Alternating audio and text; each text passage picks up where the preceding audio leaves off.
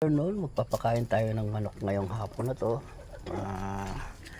Hapon na rin tayo magpapakain na ng ating mga manok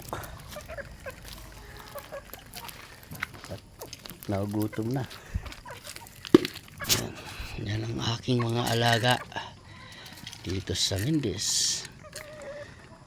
Ayan, malalaki na sila. Ayun, naglaban-laban na sila. Ayan pa, dalawa nakakulong.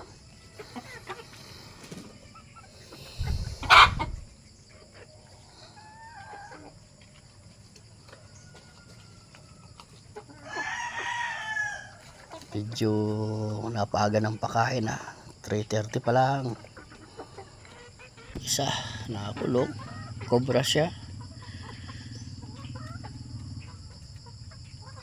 Yan yung isang cobra.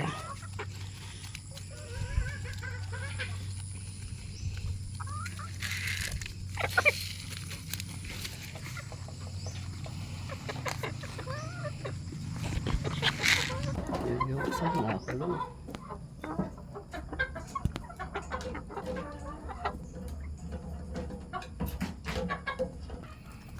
Yan, nangingitlog siya. Yung aking isang inahin.